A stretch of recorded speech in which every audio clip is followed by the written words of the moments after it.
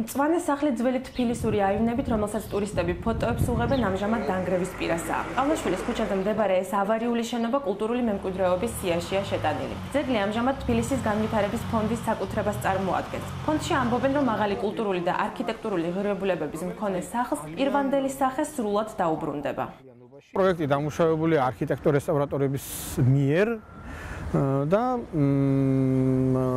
შესაბამის სახელობო საქმიანობას, რომელიც დაუშვათ იქნება დაკავშირებული არქიტექტურულ დეტალებთან, არქიტექტორ-რესტავრატორ ხელოსნები შეასრულებენ გააკეთებენ.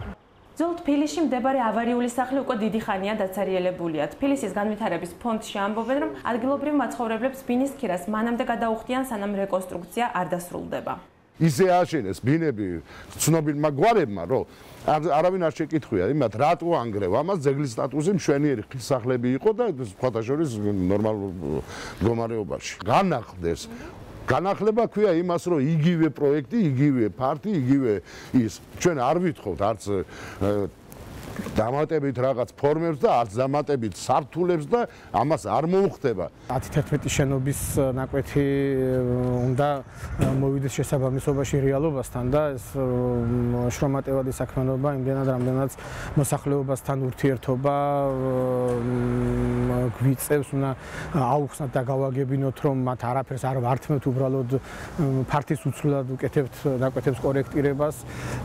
ზოგი შენობა სახელმწიფო მიწაზეა გადამჯდარი, ზოგან სახელმწიფო პირიქით შეჭრილია და ეს ჩვენ რეალობაში შესაბამისობაში უნდა მოვიყვანოთ, რომ შემდეგ უკვე ამ შენობის წითელი ხაზების გასწორდეს და დავიწყოთ მშენებლობა. სხვა ყველა საკითხი უკვე მოგვარებულია, მოსახლეობა უკვე დიდი ხანია ქირით გვყავს გაყვანილი, პროექტი არსებობს, პრინციპული თანხმობა მიღებული გვაქვს, ველოდებით მხოლოდ საკადასტრო გეგმას. ძეგლის გარე ფასადი მე-19 საუკუნის შუა წლებს მიეკუთვნება, თუმცა სპეციალისტების განმარტებით ის უფრო ადრეულ ფენებსაც უნდა შეიცავდეს. არსებობს მოსაზრება, რომ შენობაში ერეკლე მეორის კანცელარია იყო განთავსებული. არის ერთ-ერთი გამორჩეული მხატვრული ღირებულების ნაგებობა, ისე როგორც მისი ფასადების მხატვრული გადაწყვეტით, მნიშვნელოვანია ასევე მისი გეგმარებითი და სივრცითი სტრუქტურა. მთლიანად ერთიანად დაანგრევა არ არის მისაღები, საჭიროა ძალიან დიდი სიფრთხილით კონსტრუქტორებთან ერთად შესწავლილი იქნას ის მეთოდოლოგია, რა ნაწილები უნდა მოიშალოს პირველ რიგში, უნდა მოხდეს რეკონსტრუქცია, უნდა შენარჩუნებული იყოს არა მხოლოდ გეგმარებითი სტრუქტურა, არამედ კედლის სისქე, მასალა, აქცენტური.